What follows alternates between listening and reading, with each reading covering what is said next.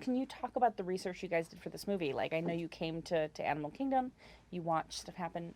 Why was that important? We want to basically study animal behavior and see how we can infuse what they really do, how they really act in a natural environment so that we can make our movie as authentic as possible. So we came here first and we filmed with a 65 millimeter Alexa camera, so it's a really widescreen, big, giant image, and want to see it on a giant screen and see the nuances that the real animals have so that we can infuse that into our animated characters.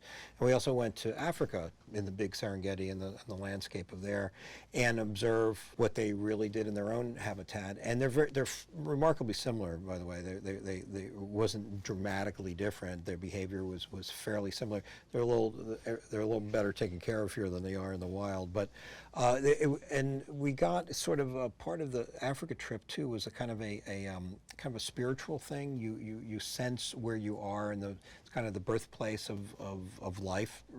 And as we film our scenes that are artificially created, we want to make it as authentic as we can. And so it somehow just sort of transmutes out of you because you've observed it. And when you stage something and light something, it feels like something you've seen before. And what we're comparing it to is something that's real. Everything you see exists together in a delicate balance. Are there animals that are more challenging expressive-wise? Like does a warthog, is it hard to convey what a warthog is thinking more than like a lion? It didn't seem to. I mean, it's actually the casting of it. Seth Rogen as the warthog is so great that just putting his voice in there changes that challenge. It's like, well, you believe it. And Billy Eichner playing the meerkat, he just was so appropriate to that particular character. My favorite was Scar, and Chiwetel's performance was so right on the money of that character, that the way he behaved and the way he moved, the way he looked, the costume that was essentially created for him by our artists were so in tune with it that part wasn't that hard. The ones that were really hard were actually ones that are so outlandish as a creature, you don't even believe they're real when they're real.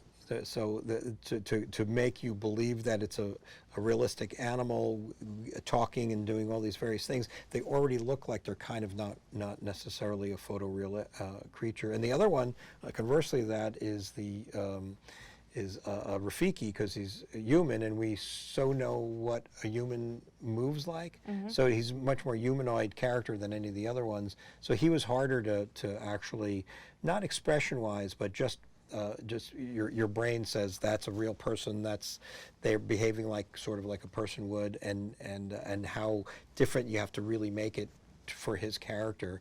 How do you deal with the challenges of something like people might say all the female lions look the same? Do you know what I mean? Like, how do you distinguish those? That's kind of hard because they do, unfortunately, and we're trying to make it realistic, so we're not, and we did very subtle things. Some people could pick up on them very quickly, that that must be Nala, adult Nala compared to another animal, but for some reason the female ones seem to look the most similar, and we filmed here and we filmed in Africa and we had the same reaction as they are. The male lions, for some reason, the different size of manes and the different battles they might have been in or something that makes them look a little bit differently, and they have different looks, but for some reason the females all looked remarkably similar.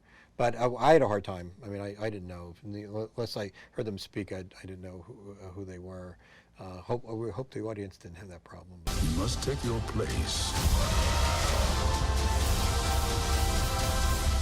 in the circle of life.